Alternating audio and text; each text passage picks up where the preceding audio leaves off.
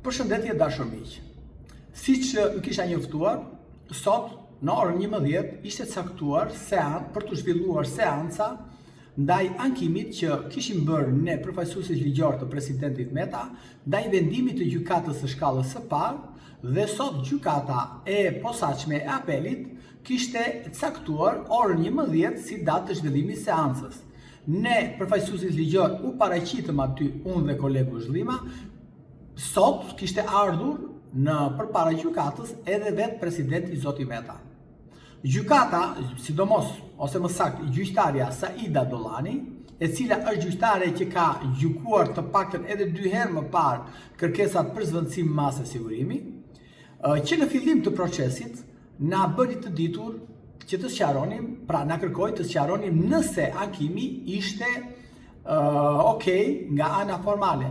Patyshim ana formale është ana nëse është paraqitur brenda afatit ligjor, nëse kërkesa është firmosur nga i pandeuri ose nga kërkuesi dhe avokatët e tij ligjor, dhe patyshim edhe gjykatës që gjykata kompetente.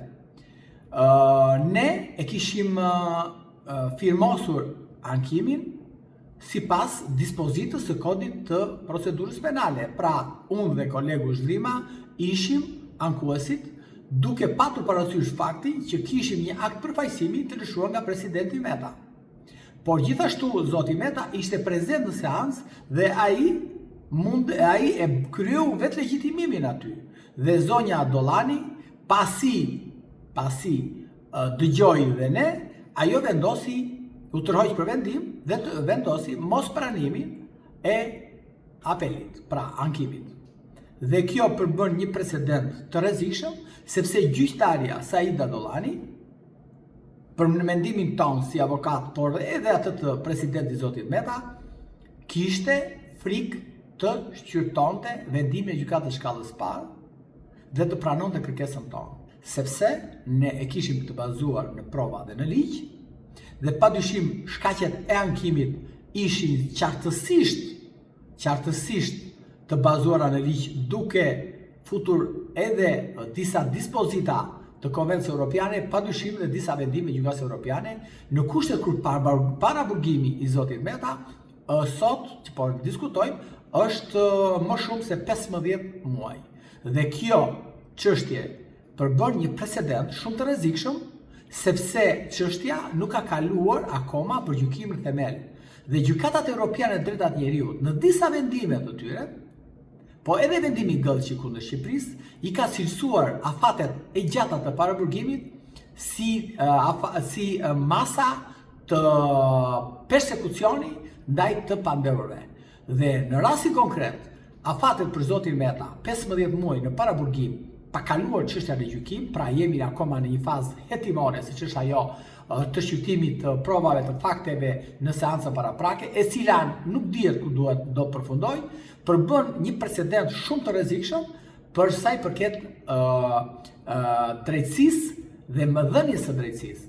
Ne i përmendëm gjyqtarës Saida Dollani edhe vendimin Gëllçi kundër Shqipërisë, për të cilën ai vendim nuk është për ne avokatët, i thash, është për ju dhe për prokurorin, që vërteton dhe njëherë që paraburgimi në Shqipëri është kthyer në një mjet persekutimi, por edhe si mas është kthyer edhe si mas dënimi.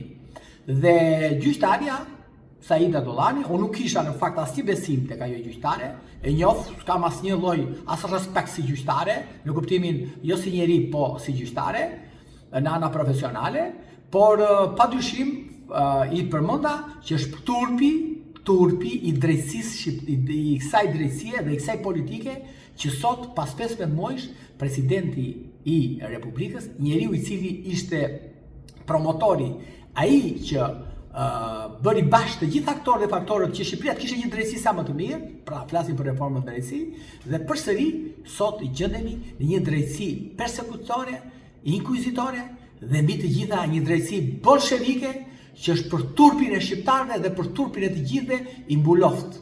Kjo është sot drejtësia shqiptare. Dhe njerë, kaq kisha për sa i përket këtij seance. Ne do vazhdojmë betejën tonë, do kërkojmë zvendësimin e masës së sigurimit, sepse jemi në të drejtën tonë të lishme.